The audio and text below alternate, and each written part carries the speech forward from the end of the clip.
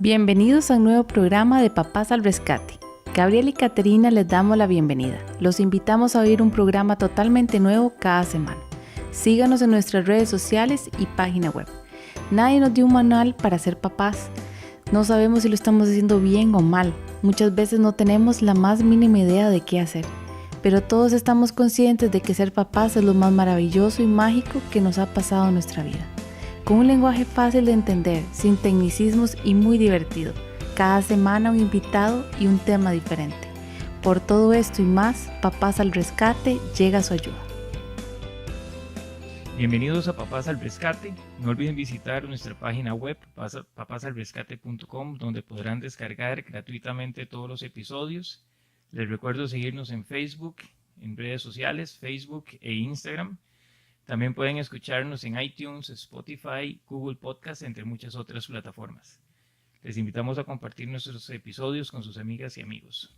Hoy tenemos de invitadas a las máster en Neuropsicología y Educación y socias fundadoras en NPD Soluciones Neuropedagógicas, Daniela Mata y Cristín Sánchez.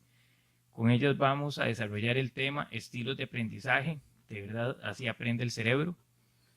Bienvenidas Daniela y Cristín a Papás al Rescate. Gracias. Muchas gracias por la invitación. Gracias por venir.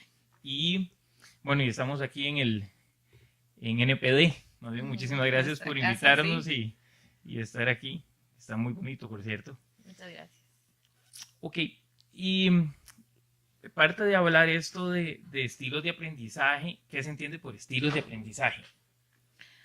Ok, hay como, por decir, dos definiciones de estilos de aprendizaje y podríamos decir que la definición teórica de estilos de aprendizaje es los sistemas de representación de cómo aprende el cerebro, cómo se formula o cómo se organiza esa información en nuestro cerebro finalmente. Y hay una definición que va a ser como la que nosotros poco a poco hemos desarrollado o hemos estado viendo por tener más tal vez como más contacto con este concepto y hemos pensado que tal vez es como el canal preferente o el canal sensorial por el que aprende la persona o el estudiante. Entonces ahí es donde nosotros queremos dejar claro la diferenciación entre el concepto que es y lo que nosotros llegamos a creer, que es como por la preferencia o por donde mejor se aprende. Ok, esto de estilos de aprendizaje tiene algo que ver con ser kinestésico, visual y auditivo. Sí, exactamente. Generalmente es lo que conocemos como este tipo de, o ese estilo de aprendizaje, ¿verdad? Comúnmente hablamos, no sé, de que yo soy más visual o yo soy más auditivo o kinestésico. Y como decía Daniela, se refiere más que todo al tipo de información o cómo vamos a ir procesando la información o qué información es preferente tal vez para nosotros para aprender o procesar o por cuál nos vamos a inclinar más. Sin embargo, tal vez parte de lo que queremos ir aclarando es que quizás se refiere un poco más como a estrategias que vamos a emplear para aprender. Ok, está bien. Entonces, sí tiene que ver con estos tres tipos, pero además las estrategias para trabajar esos tres tipos, algo así es. Ajá, sí, exactamente. Yo creo que es muy importante, más adelante lo podemos ahondar un poquito más, de cómo aprende el cerebro, porque es un proceso sumamente complejo y en realidad los estilos de aprendizaje lo que vienen a darnos es como tal vez una guía o un punto de referencia donde nosotros podemos decir, ok, ¿cómo le puedo presentar esa información para que sea más sencillo o de una forma más rápida pueda establecerse esa memoria? Que es lo que se busca en el proceso de aprendizaje. En realidad, el proceso de aprendizaje a nivel neuropedagógico es establecer memorias. Ok. Y entonces, ¿qué estilos de aprendizaje hay? ¿O cómo se aborda eso? Ok, bueno, parte de lo que queremos ampliar acá es que en realidad el proceso de aprendizaje va a ser uno solo, un mismo proceso de aprendizaje. El cerebro desarrolla el proceso de aprendizaje de una manera determinada. Es mucho más complejo que tal vez reducirlo solo a visual, auditivo, kinestésico e intervienen muchas más variables. Sí, porque digamos, yo soy súper visual y súper kinestésico. Kinestésico, ajá. Ok. Y entonces a uno le dicen, entonces tenemos que darle fotitos y tenemos que darle todo en videos y cosas así para que usted aprenda. Entonces, el estilo no lo define a uno. Eso es una cosa. Exacto.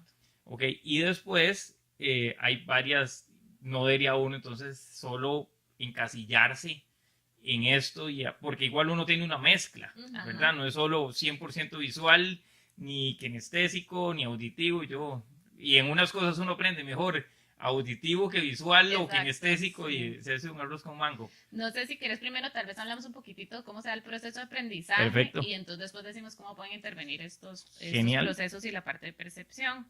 Bueno, en cuanto a la parte neuropedagógica, el proceso de aprendizaje es cuando llegamos, como decíamos, a la formación de memorias. Entonces, eso viene de un proceso de cómo se percibe, cómo entran los estímulos. Entonces, a nivel cerebral entra el estímulo, que puede ser que viene por cualquier vía sensorial, ¿verdad? Que es donde entonces estamos viendo la parte visual, la parte auditiva, la parte propioceptiva también, todos los sentidos, nos va entrando información y el cerebro llega como un centro de distribución y entonces dice, bueno, tal vez esto es fundamental, importante y necesito reaccionar ya, que pasa a una parte del cerebro que se llama sistema límbico, o tal vez lo puedo procesar un poquitito más para entender. Te pongo un ejemplo. Por ejemplo, a veces uno está medio oscuro y entonces ve una mancha en el piso, de una vez salta o se va para atrás. Es porque el cerebro vio que ese estímulo era fundamental reaccionar de una vez, entonces ya pasó al sistema límbico, de ahí sin darnos cuenta ya nosotros tuvimos una respuesta. Como cuando uno caminando en la noche le dicen una cucaracha y no pega el brinco. Exacto, okay. Ya uno reaccionó, porque es como el cerebro siempre va a buscar la supervivencia. Ok, ese es el sistema límbico. Eso es donde reacciona parte del sistema límbico. Sí, tal vez como para ampliar, el sistema límbico es el que se encarga de más que todo del control emocional, y parte del sistema límbico se encuentra la amígdala cerebral, ¿verdad? Porque hay otra amígdala. Y esta amígdala es como una alarma que nosotros tenemos en el cerebro, que se encarga de detectar posibles amenazas. Entonces, eso hace que nuestro cerebro pueda responder de forma automática a ciertos estímulos, porque procesarlos de manera consciente no sería muy funcional, ¿verdad? Si a mí me van a asaltar y yo empiezo a pensar, bueno, ¿cuál camino es más rápido? ¿Verdad? ¿Cuál será la mejor forma de reaccionar? Ya me asaltaron y, ¿verdad? Me robaron todo, tal vez me mataron, no sé. Si yo lo empiezo a procesar de forma consciente, entonces es como un sistema de defensa que tenemos ante estímulos que son amenazantes. Exacto, entonces, como decíamos, entonces entra ese estímulo, entonces o puede reaccionar de forma automática por medio del sistema límbico, o tal vez vimos esa mancha y dijimos, no, un momento, voy a analizarlo un poquitito más, y entonces ya ahí ese mismo estímulo va a pasar a las cortezas, donde entonces se empieza a establecer muchísimo mejor esas conexiones y se empieza a analizar esa información y dice, no, mira, sí es cierto, ese es el papelillo del chocolate que me comí ahora, ¿verdad?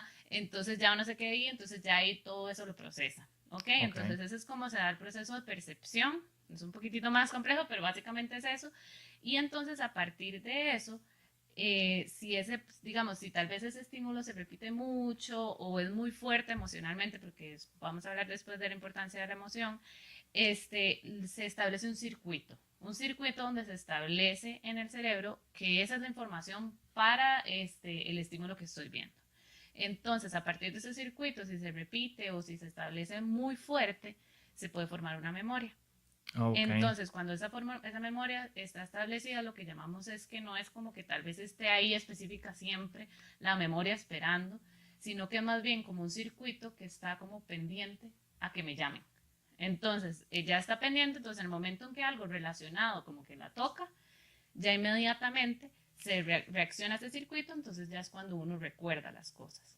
Yo había leído por ahí que la mejor forma de memorizar o recordar las cosas es cuando los recuerdos o el estudio se hace a través de las emociones.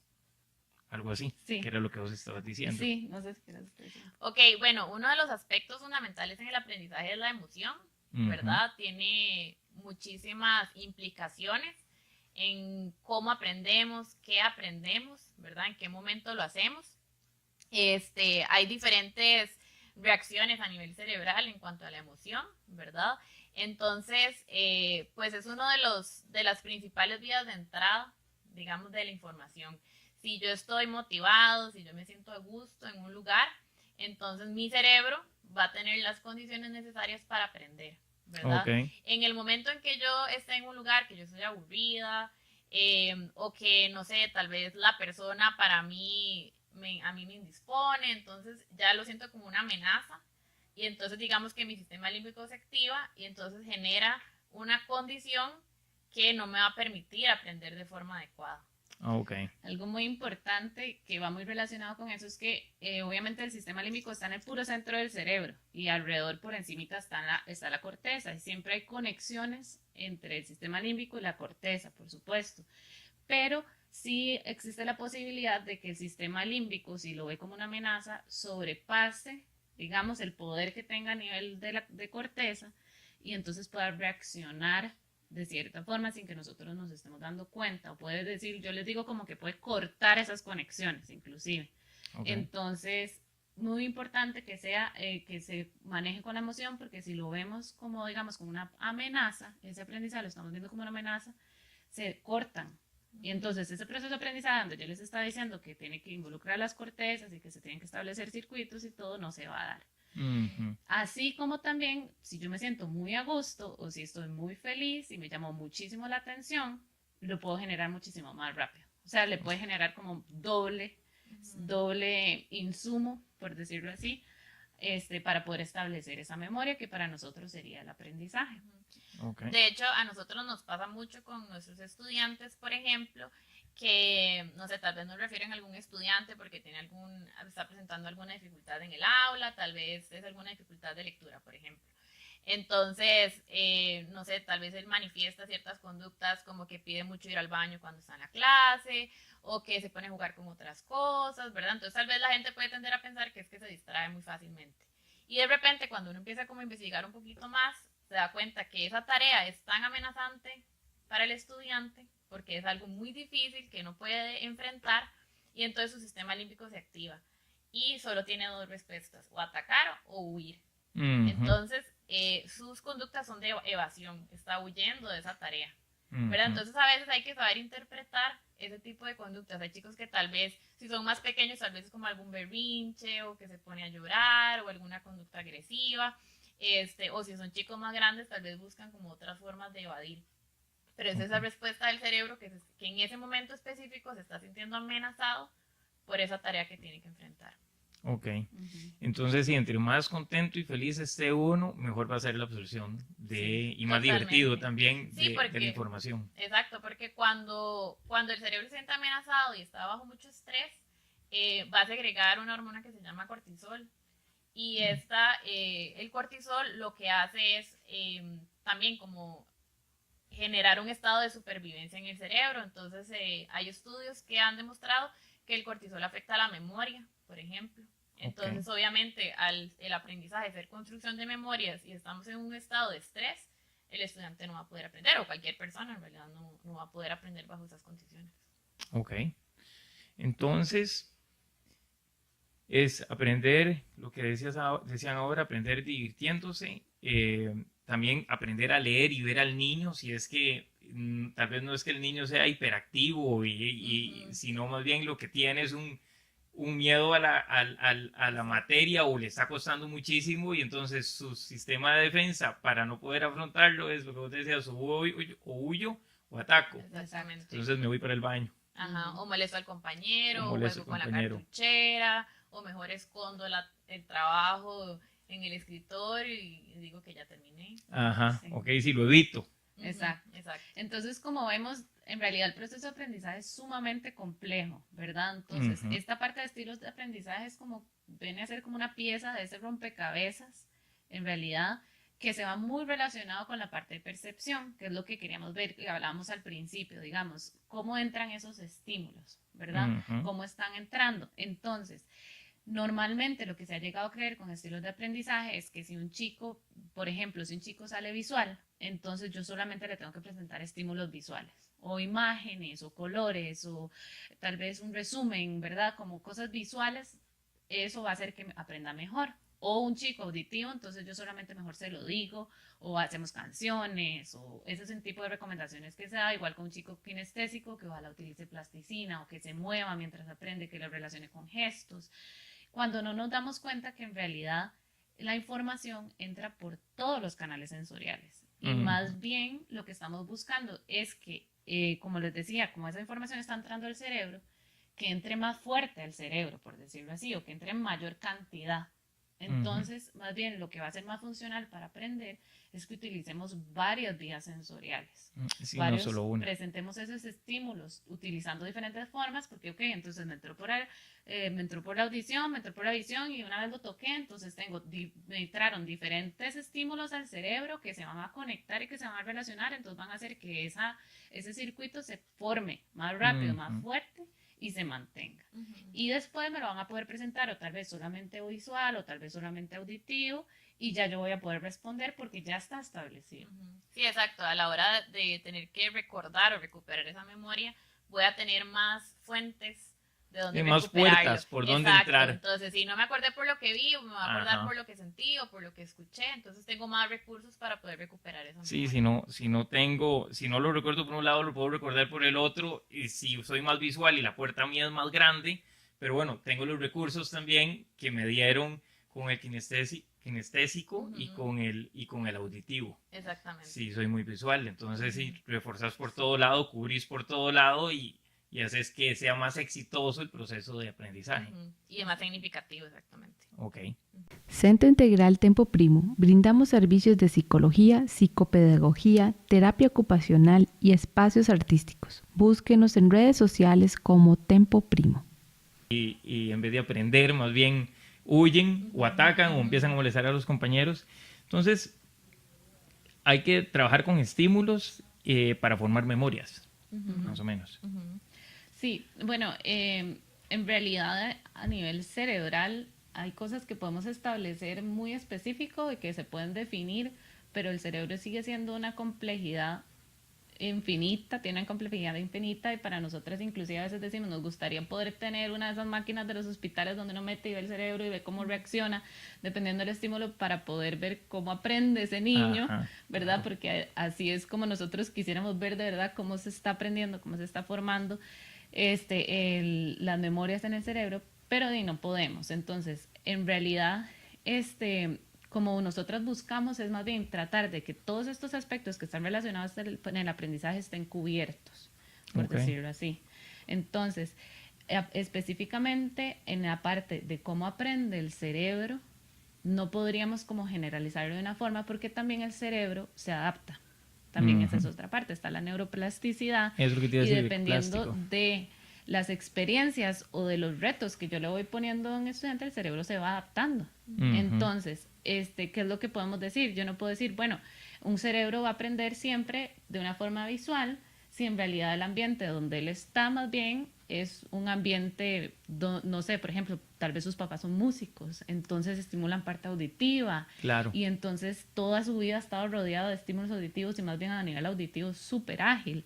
Entonces, todo ese estímulo lo va como moldeando, toda esa parte del ambiente los va moldeando y va moldeando el cerebro y el cerebro se va adaptando. Entonces, es muy importante que nosotros también entendamos esta parte de neuroplasticidad porque hay cosas que sí podemos definir, pero también hay cosas muy complejas que se vienen pasando alrededor, que inclusive desde los papás, desde el estilo de vida que tienen sus papás, antes de que nazcan, puede inferir en cómo se va a desarrollar ese cerebro. Entonces, y todo es también el ambiente y todo el tipo de aprendizajes o de experiencias que yo le voy poniendo a ese niño, lo va a ir moldeando.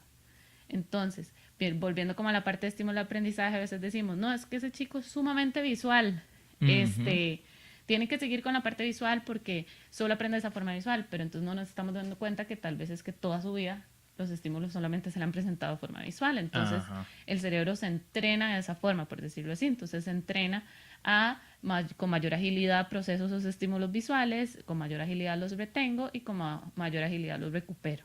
Entonces, a veces hay que también tener como esa contraparte de hasta qué punto el ambiente, las experiencias que les estoy dando, yo también estoy determinando la forma en que se va desarrollando ese cerebro.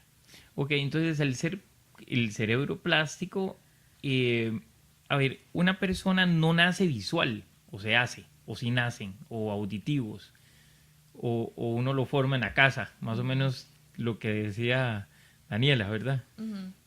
Bueno, no nace como visual o, ¿verdad? Auditivo kinestésico, en realidad son habilidades que se van desarrollando a través del tiempo. Y te lo desarrollan todo lo externo que te dan tus papás, digamos, en los primeros años o algo así, o lo que tengas en la casa igual. Exactamente, el ambiente, en tema de aprendizaje, el ambiente es fundamental. Los estímulos que recibimos del ambiente o incluso los estímulos que dejamos de recibir del ambiente son determinantes en este proceso de aprendizaje y son fundamentales. Entonces, igualmente, por este proceso que comenta Daniela de neuroplasticidad, vamos a ir adaptándonos dependiendo del tipo de estímulos que vamos a recibir en el proceso. Entonces, uno lo que debería hacer con el hijo en la casa es darle todas las herramientas sensoriales, o sea, que se pueda, o sea, auditivo, kinestésico y visual, o sea, todo mezclado, todo bien cargadito para que el cerebro se vaya desarrollando y bueno, si se hace un poquito más visual o se hace un poquito, tenga mayor capacidad de aprendizaje y su cerebro sea más plástico, más adaptable. Bueno, en este tema es muy importante tener cuidado, tal vez con el concepto de que sea muy cargado. Porque en este tema, más no siempre es mejor. Sí, porque ya yo iba a ponerle a Mati ahí un poco de... digamos, la sobreestimulación no siempre es conveniente, ¿verdad? Sino que es más que todo que los estímulos sean significativos. ¿Verdad? Entonces, ¿qué es significativo? Significativo es que sea motivante para el niño, que sea de su interés, que esté relacionado con lo que a él le gusta, que esté relacionado con su contexto, que sea funcional, ¿verdad? Que tenga un uso, que yo lo pueda utilizar en algo, que lo pueda aplicar. Todo eso tiene que ver, pero no siempre más va a ser mejor.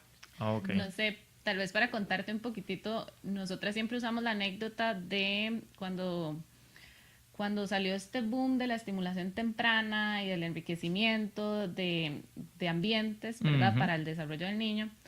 Eso nace de una investigación que se hizo en Estados Unidos con ratas, ¿verdad? Entonces, la investigación consistía en que poníamos unas ratas de estas como maquinitas que le hacen a los hamsters, que tienen como toboganes y tienen cosas que ruedan, tienen un montón de cosas lindísimas y tubos y lo que sea. Y también ponían a otras ratas en una caja oscura, vacía, ahí. Entonces los dejaban, no sé, unas semanas y después sacaban una rata de la caja, una rata del super gimnasio y las ponían en un laberinto y la primera que encontraba el queso era la más inteligente. Entonces, por supuesto que la primera que encontró el queso fue la que estaba en su super gimnasio de sube y baja, entonces lo que se interpretó fue, claro, entonces entre más cosas yo le ponga al cerebro para que se ejercite o para que se desarrolle, va a ser más inteligente. Pero no vimos la otra parte, sino cuál era el ambiente de la otra rata. El ambiente de la otra rata estaba en deprivación, más bien. Las ratas normalmente no viven en una caja oscura, vacía, sin nada donde moverse. El ambiente natural de una rata, que son los caños o son meterme debajo de tubos, en realidad más bien ese super gimnasio de la rata era más bien lo más cercano a un ambiente normal de una rata, ¿verdad? Entonces, lo que más bien deberíamos deducir de eso es que la deprivación de estímulos o de experiencias sí va a afectar el aprendizaje, ¿ok? Entonces, ahí es lo que decía Christine, que tenemos que tener mucho cuidado con la carga o sea, no es como que entre más mejor y entre que más le pongamos va a ser más inteligente, sino que más bien lo que tenemos que acercarnos es a lo que es más real para el estudiante, ¿verdad? Y como más a las experiencias que vivimos y que más bien el hecho de enfocarme en que yo quiero presentarle solamente estímulos auditivos a mi hijo, más bien estoy afectando el de su desarrollo para poder procesar información visual o información táctil o información de otro tipo. Entonces ahí es donde nosotros queríamos como también dejar clarísimo eso, que tal vez sí es importante utilizar varios estímulos para poder presentar la información, pero a veces es más el daño que yo hago cuando llego a un salón de clases y digo, bueno, al visual le hago el resumen, al auditivo le hago la canción y al otro le hago los gestos o le hago la mímica, ¿verdad? Que ahí es donde entonces tendemos como a tener una perspectiva diferente de lo que son estilos de aprendizaje. Entonces, más no es mejor. Sí, no siempre. Y ¿cuándo yo sé cuándo es más? O sea, cuando hay que adaptar, darle las estimulaciones a los niños en base al ambiente en el que él vive, ¿verdad? Lo más normal. También la mejor mezcla de todos, darle de todo, o sea, auditivo, kinestético y visual. Y cuando yo me doy cuenta si me estoy pasando o no. Tal vez es rescatar un poco lo que dijo Daniela del ambiente natural, ¿verdad? De repente a veces, no sé, buscamos comprar los juguetes más complejos del mundo, ¿verdad? O lo más tecnológico, porque creemos que eso va a estimular mucho más a nuestros hijos, o que va a desarrollar muchísimo más sus habilidades, o entonces, no sé, lo metemos en una clase de una cosa, y la clase de pintura, y la clase de música, ¿verdad? Y el niño tiene su horario completo, ¿verdad? Ya no le cabe una actividad fútbol, más. Y basquetbol, y piano. Exactamente, porque tengo que desarrollar todas sus habilidades, ¿verdad? Porque si no, mi hijo no lo va a lograr.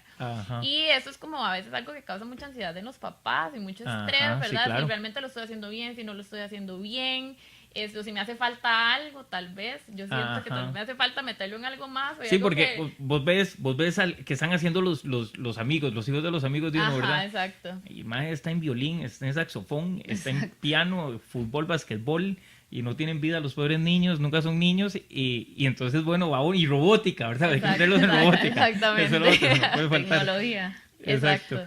Entonces, digamos, ahí es donde vamos teniendo cuidado con la sobreestimulación. ¿Por qué? Porque entonces esa sobreestimulación puede llevar a una más bien deprivación, como decía Daniela. ¿Por qué? Porque los estoy privando a los niños de las experiencias que realmente necesitan. Ok, eso tanto es como meter al ratón dentro de la caja oscura. Exactamente, porque entonces, ¿qué pasa? Que el niño no se va a enfrentar a experiencias en su ambiente natural.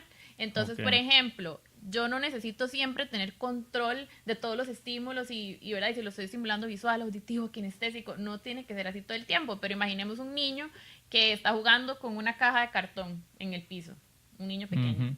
Y entonces la agarra, la tira, se cae la caja, ¿verdad? O tal vez, no sé, es alguno de esos juguetes, los sonajeros, y lo tira. Entonces ahí vemos cómo interactuar con ese material tiene un componente visual, porque tiene que ver la caja. Tiene un componente kinestésico porque la estoy tirando, ¿verdad? La jalo, tal vez la arrastro, la estoy sintiendo, escucho cuando la caja se cae. Entonces, esa interacción de todos los sentidos ya en sí misma es una experiencia de aprendizaje. Claro, y tienes que usar la imaginación también para ver qué haces con la caja, y es cuando se les ocurre hacer, es cuando dicen, le traes el regalo grandísimo y lo que le gustó fue más la caja que el regalo carísimo que le compré, ¿verdad? Exactamente, entonces en realidad tal vez no es como estresarnos, ¿verdad? De que, ay, bueno, ¿y cómo hago para estimular todo eso? Sino que las mismas experiencias del día a día van a ir desarrollando esas habilidades.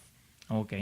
Ahí hay un tema que nosotros manejamos, pero ya va más dirigido a temas académicos, porque desarrollamos como temas académicos y conceptos, que es la regla de 3. Entonces, lo que llamamos regla de 3 es que tratar de que hay una actividad donde yo por lo menos genere input sensorial en 3 sentidos. Ok, hagamos una cosa, hablemos de esos inputs temporales después del break y ya continuamos.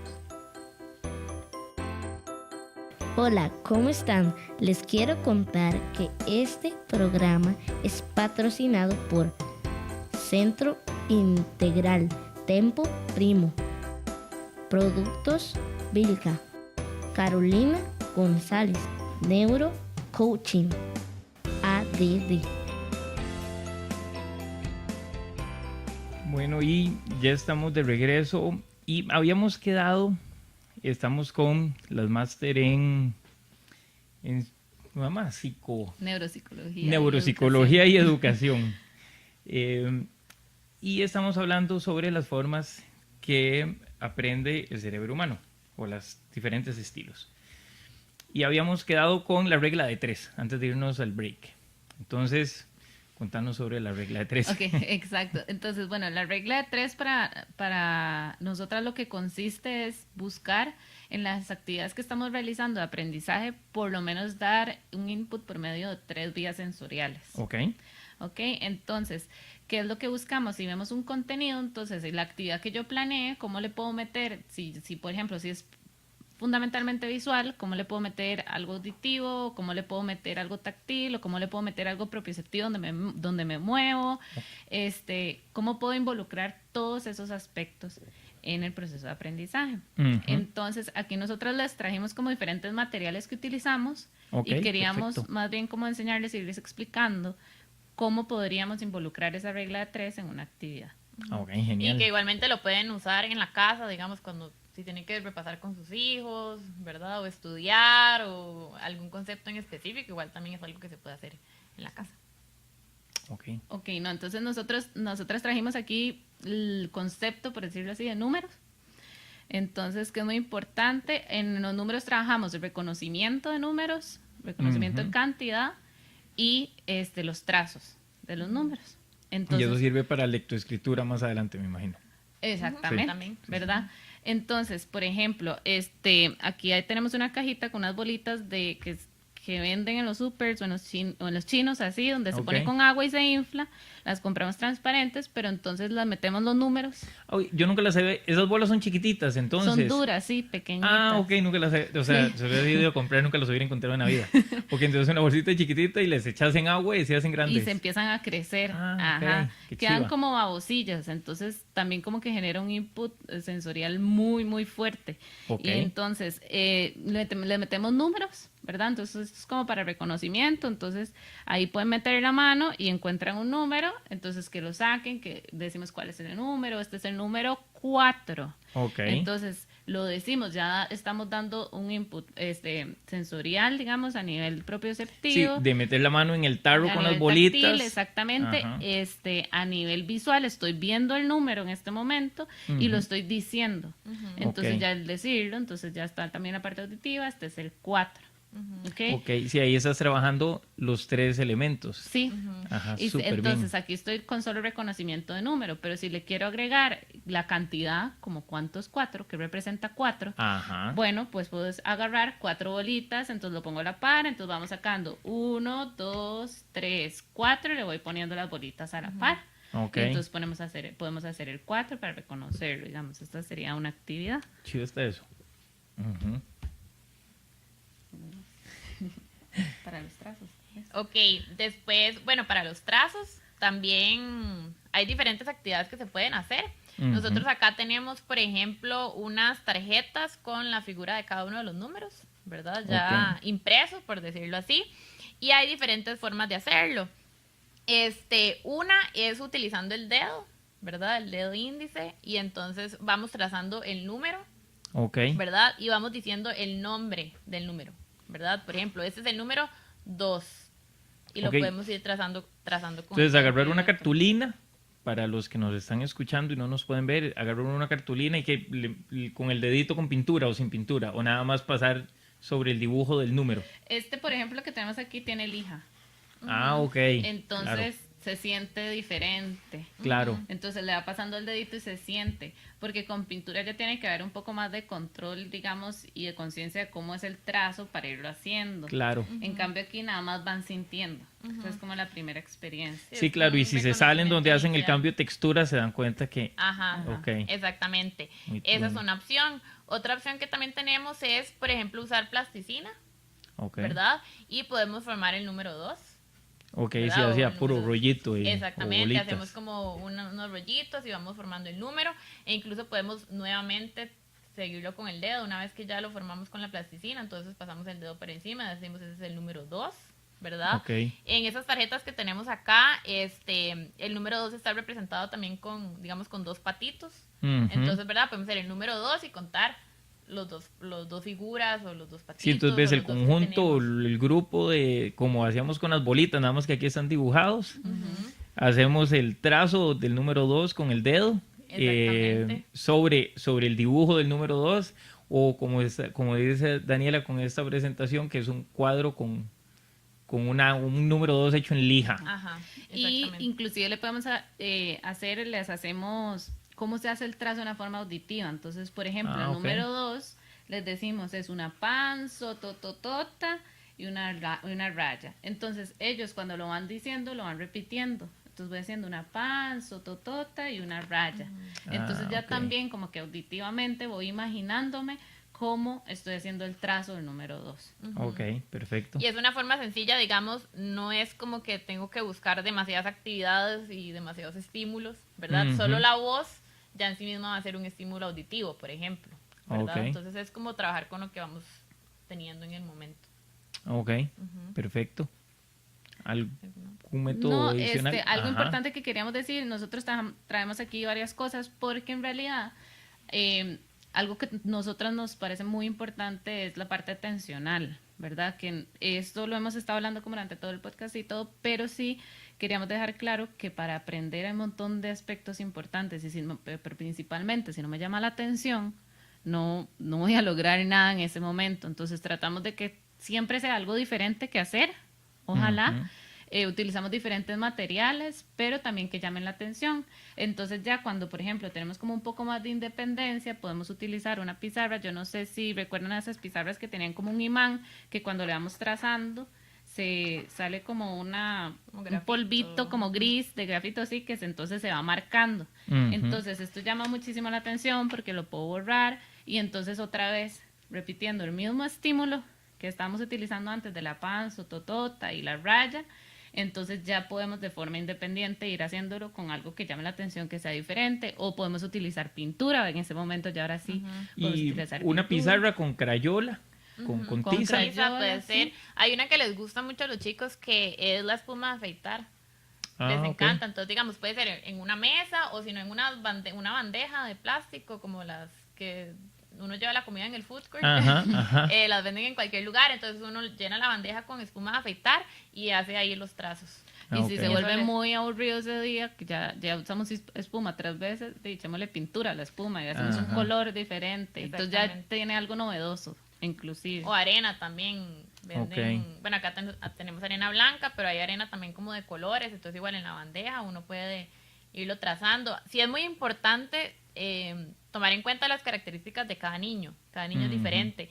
Y hay chicos que tal vez tienen alguna condición sensorial, ¿verdad? Que tal vez las burbujitas babosas Las más bien pelotitas, va a ajá. ser un estímulo amenazante y no les va a gustar. Entonces Ok. no queremos crear eso. Entonces obviamente son opciones, pero siempre hay que adaptarlo a las Sí, es características. probar con el hijo o con la hija qué es lo que tal vez mejor se le puede Sí. adaptar y qué es lo que más le pueda gustar. O sea, hasta en la Exacto. misma tierra, digamos, si Ajá. estamos, no sé, si estamos o en la playa, si estamos en la arena, o sea, todo ese tipo de herramientas que tengamos alrededor, o agarramos, que a veces les dan por empezar a arrancar pedacitos de mata o así, entonces de inclusive le pongo la cosa, le dije, póngale matitas encima al 2 y la va Ajá. poniendo. Entonces es como tal vez buscar diferentes elementos que están como alrededor que pueden generar como una actividad diferente, algo novedoso y que le puede llamar la atención. Y es buscar, como dice Cristín, también lo que ellos están buscando, lo que a ellos les llame la atención y que en ese momento necesitan, que no vaya a ser algo aversivo ni algo que de una vez los indisponga para aprender. Ok. Haciendo una nota, voy a poner, ahora les tomo unas fotos a esto para los que nos están oyendo en el radio o en el podcast, puedan ir a la página de Perfecto. web y entonces ver qué son lo que estamos hablando si no lo pueden ver. Ahora, hablando de la sobreestimulación. Ajá. O sea, yo puedo agarrar ahora, me voy con todas estas cosas ahí al súper y me compro al chino y compro estas cositas y hago y le tiro todo esto al enano y esto es sobreestimulación o no. O sea, mezclar todas esas técnicas de la pizarra, la tiza, que mi esposa la detesta porque hablamos la tiza mati cuando ya vemos todas las paredes sí, rayadas. obvio. Entonces es escóndale las tizas. Entonces, bueno, ¿eso es sobreestimulación o no? O sea, ya mezclarle diferentes técnicas o está Sí. bien. O sea, nosotros no es como que utilizamos todo esto en una hora. Ah, ok.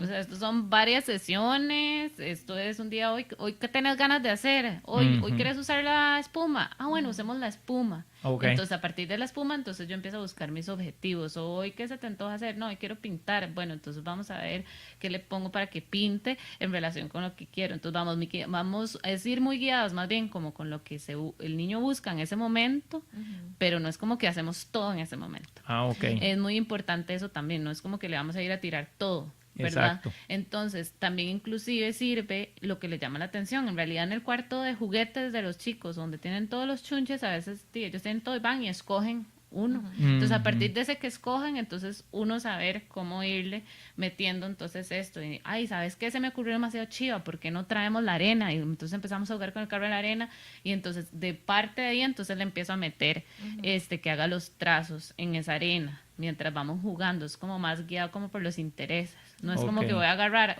todos los miércoles en la tarde les tiro todos los chunches que compré y entonces ahí tiene que, porque va a salir aprendiendo, se aprendió los números y así salió. Sí, esta semana tiene que meterse los números. ¿Verdad? Entonces todo es un proceso, o inclusive nosotros les decimos a los papás, cuando vienen aquí, se montan en el elevador, ya vimos el número 1 y el 2, pregúntenle dónde está el 1, dónde está el 2. Claro. Ahí mismo, y que lo toque, que le pase, se prende la luz, entonces que ya vean la luz.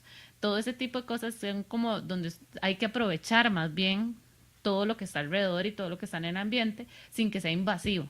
Ok, sí, sin ser invasivo. Y si lo mezcla uno, te digo, y también lo hace uno más interactivo, porque entonces hoy son las pelotitas, mañana podemos trabajar con la lija, pasado mañana, entonces y también se vuelve más divertido, no aburrido, aquí venimos otra vez a meter las manos en las pelotas. Sí, porque si siempre usamos lo mismo, también hay un proceso de habituación, ¿verdad? Nos vamos a acostumbrar. Y sí, que es una zona de confort. Exacto, y el estímulo va a perder cierta relevancia porque ya no va a ser tan novedoso. Entonces es importante siempre estar variando. Ok, perfecto. Hay un chavalo inglés, después les paso, no sé si lo han visto, que tiene unos chiquitos pequeñitos, un par de gemelitos, y que se pone con aceites y con, o sea, una cosa chivísima. Sí. Chivísima. Sí, pasa él en ahí eso. Es donde nos damos cuenta que también son cosas que él, que pareciera como que nada más agarró de la cocina un montón de chuches y los untó y no sé qué, así como, wow, ¿verdad? Como si tal vez él lo hubiera planificado un montón, pero en realidad es como tal vez poder tener ese nivel de observación, de entonces nada más sentarse y pensar, uy, mira, es que está agarrando demasiado, no sé, las tazas de medir de la cocina, le encanta, solo juega con eso, que me puedo inventar ahí, entonces ahí entonces es como uno tiene que pensar en realidad claro. cómo le mete y empezar a ser creativo de qué le puedo ir metiendo y incorporando, entonces no sé, puedo ir poniendo, páseme 2 tazas, o si quiero por ejemplo colores, si tengo unas tazas de colores, entonces le voy pidiendo, pásame la roja, pásame la azul, y ya inclusive agarramos ese mismo material que le estaba llamando la atención que tenemos en casa, que tal vez no está destinado para eso o no es específicamente, no sé, pensado en la juguetería para cierta habilidad cognitiva, pero bueno, pero se la adapta a uno. Exactamente. Y además también le va a permitir a los niños ir generalizando esos aprendizajes, ¿verdad? Porque tal vez entonces le encuentro funcionalidad al número 2, ¿verdad? Claro. O si estamos poniendo la mesa, mira, pásame 2 cucharas. Entonces vamos a ir incorporando ese concepto en actividad de la vida diaria y no solo en un momento específico. Sí, no solo sentado en el escritorio y con la cosa de es estudio y tengo que aprender, sino se lo mete uno. Sí, ahí. De hecho, entre más lúdico sea, mejor, ¿verdad? Siempre, lúdico, ¿qué es lúdico? Que sea en forma de juego. Ok. Exactamente. Entonces, para los chicos, siempre que vienen acá con nosotros, siempre vienen a jugar, ¿verdad? No es como, dependiendo de la edad, pero generalmente no es como que decimos, vamos a trabajar, sino vamos a jugar, ¿querés jugar hoy conmigo? ¿Qué querés jugar primero? Y todo tratamos de enfocarlo en que sea un juego. Ok.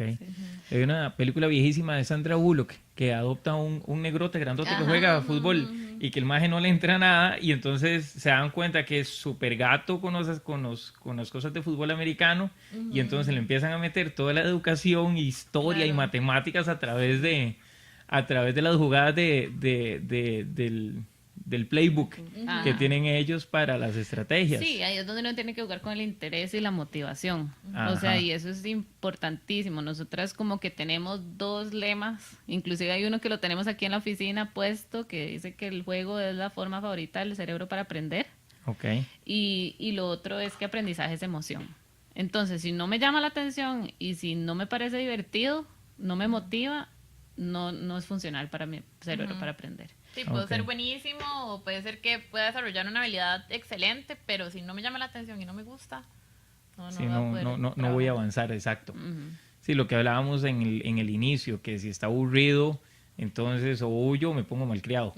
Exactamente. Sí, la atención y la emoción son como las 2 puertas de entrada del aprendizaje, por decirlo así, empieza ahí. Si no tenemos esas 2 cosas fundamentales, no vamos a poder hacer mucho. Sí, cuando yo comencé con Mati a ir a terapias, eso era lo que nos decían. uno aprende a través de los sentimientos. Entonces, los mejores recuerdos que uno tiene o son los que uno pasó feliz o algo pasó, y son los que, inclusive los recuerdos que le quedan a uno de chiquitito, de cuando estaba uno chiquitito, son recuerdos que lo marcaron a uno por A o por B razón. Ahora, también hay recuerdos tristes que a uno no se le olvidan. Ajá, claro. Ok, pero entonces sí, los sentimientos son los que te marcan, y hay que tratar de educar siempre a los niños en base a los sentimientos. Sí, O sea, es que, bueno, ahí es donde entra lo que decía Cristian al principio sobre el sistema límbico, la amígdala, y también el hipocampo, que es otra parte del sistema límbico que está relacionado con el establecimiento de memorias. Entonces, lo que vos decías de que hay algo que me acuerdo va a ser significativamente feliz, que nunca se me va a olvidar, o sea, me puedo acordar hasta la palabra exacta que me dijeron, Ajá. o significativamente aversivo o feo, que yo me voy a acordar de absolutamente todo también. ¿Por qué? Porque las memorias son circuitos, es lo que decíamos al principio, y se van estableciendo por diferentes neurotransmisores que se van liberando de neurona en neurona. Entonces, como esa cantidad de neurotransmisores o como con esa fuerza que se tiran, va a depender mucho también de la parte emocional de esa amígdala y de ese hipocampo que están ayudando. Entonces, como decir, siempre hay un flujo normal en el aprendizaje, en las experiencias que uno tenga, pero a veces son significativamente positivas, que hace así como frum, lo tira todo, o negativas, que frum también lo tira todo, y ya quedó establecida esa memoria, y ya casi que no se quita, ¿verdad? El otro día estaba leyendo un libro que hablaba un poco sobre esos temas y explicaba que el cerebro no discrimina entre lo que es real de lo que no lo es. Okay. Entonces, mi cerebro reacciona de la misma forma ante una situación que yo estoy viviendo, así como a una que yo me la estoy imaginando. Digamos, yo me imagino que me van a asaltar, y mi cerebro reacciona de la misma forma como si me estuvieran asaltando, porque no puede discriminar en si está pasando o no está pasando. Okay. Entonces, eso es muy importante porque tenemos que tener cuidado en cómo vamos creando esas experiencias de aprendizaje, ¿verdad? Si es una experiencia positiva, como usted decía, los recuerdos, y entonces yo recuerdo esa experiencia y ese lugar como algo positivo, entonces voy a estar dispuesto a aprender. Pero si más bien me genera mucha aversión, ¿verdad? Y fue algo negativo, o tuve un encuentro con una persona que definitivamente no me gustó, entonces solo el hecho tal vez de recordar esa experiencia y tener que ir a ese lugar, entonces ya va a ser algo también negativo. Entonces, todas las condiciones que se creen alrededor de la experiencia de aprendizaje son importantísimas. Bueno, inclusive hay momentos en que, y está medido científicamente, que si vos empezás a recordar o a imaginarte algo muy triste o muy agresivo o muy violento o con mucho miedo, tus pulsaciones cardíacas empiezan a subirse, igual se empiezan a bajar. Y entonces, claro, van a afectar, y van a afectar químicamente todo el cuerpo, la dopamina, la serotonina. Exacto. Tal que cuando la gente habla de la gente que se deprime, que dicen no rumen, no le den vuelta a las cosas, no le den vuelta a las cosas, porque lo que hace es empezar a cargar el cuerpo y cargar el cuerpo. Exactamente. Ok.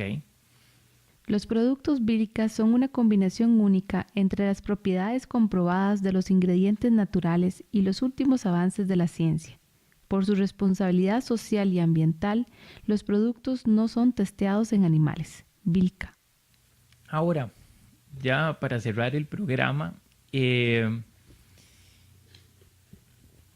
tips, cosas, o sea, algún resumen de todo este programa y de todo lo que hemos hablado durante prácticamente esta hora de los estilos de aprendizaje, cosas que los que nos están oyendo y nos están viendo, todas las mamás, los papás, los abuelitos, los tíos, puedan aplicar, digamos, a partir de hoy mismo, de mañana, ya con sus niños.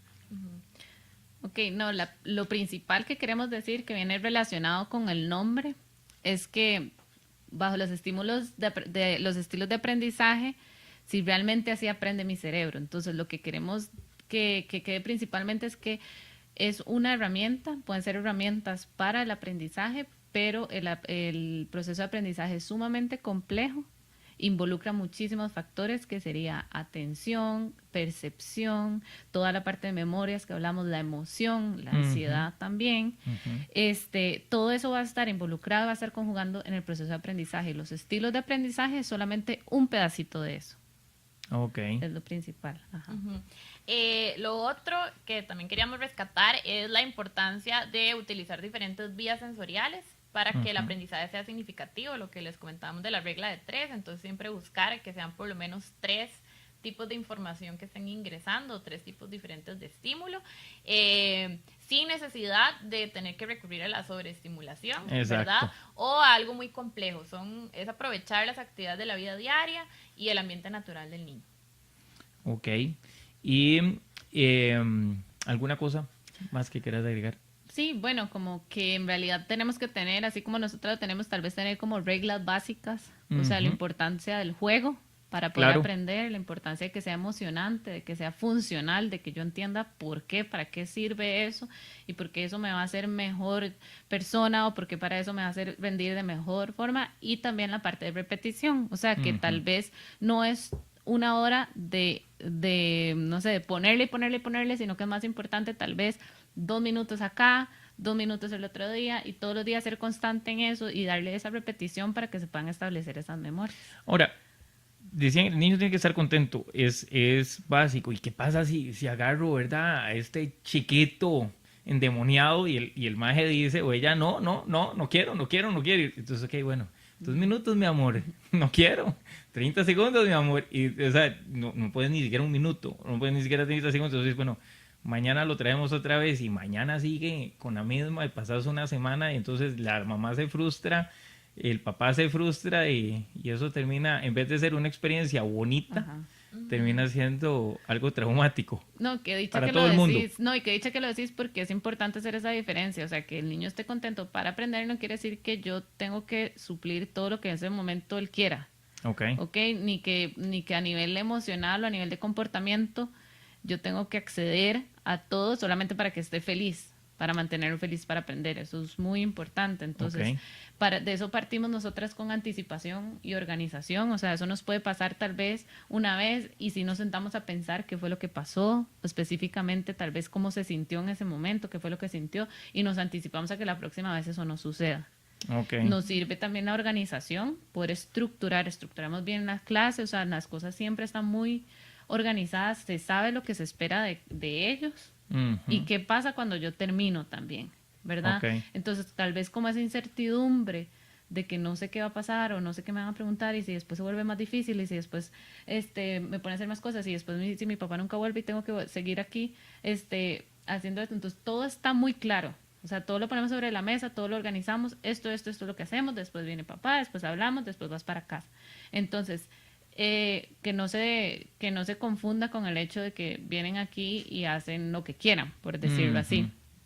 Pero sí, a la hora de presentar el aprendizaje, digamos, el concepto en sí tiene que ser llamativo y sí tiene que ser funcional en ese momento, y si no está siendo funcional, de nada nos sirve tampoco discutir en ese momento. Si ya entramos en un momento de crisis, donde ya está llorando, donde ya está diciendo, no quiero hacer nada, ya no quiero esto, y verdad, y estamos como con esos niveles de frustración tan altos, ya ahí el sistema límbico sobrepasó corteza, ya no vamos a poder razonar exactamente, digamos.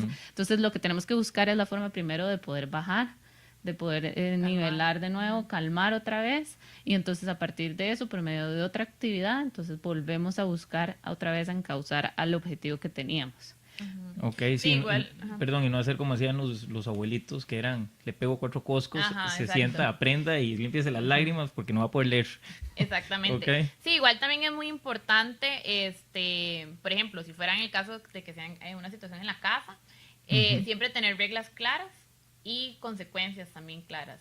Que existan consecuencias positivas y consecuencias también negativas, ¿verdad? Tienen que haber las dos opciones siempre. Y entonces anticiparle al niño, vamos a trabajar o vamos a jugar o vamos a realizar, no sé, la tarea o cualquier ejercicio que sea, y después pues se puede negociar. Bueno, vos querés jugar o querés, no sé, jugar tal juego o querés ir afuera. Bueno, primero hacemos esto y después puedes ir afuera. Entonces, como sí, ser muy firmes y estructurar muy bien, porque como dice Daniela, no se trata como de que entonces, como eso no lo hace feliz, entonces que no lo haga. Exacto. ¿Verdad? Hay cosas que no se pueden negociar. Entonces, buscar como ese intermedio y ver, centrarse en el objetivo principal, pero sí tener mucha estructura. Sí, igual uno conoce a los hijos de uno, ¿verdad? O sea, y uno sabe qué les gusta y qué no les gusta, y cuándo es el mejor momento, cuándo están más cansados, cuándo no.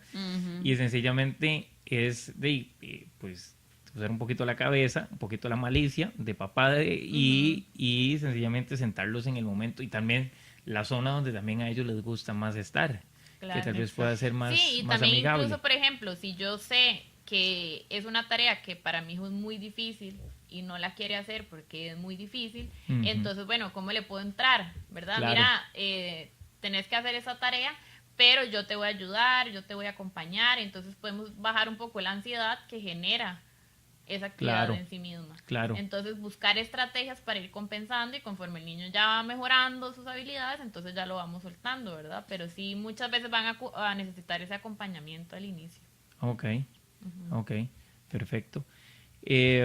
Bueno, entonces, para los que nos ven y los que nos escuchan, en la página web de nosotros van a estar la información de Daniela y Cristín, de NPD Soluciones Neuropedagógicas.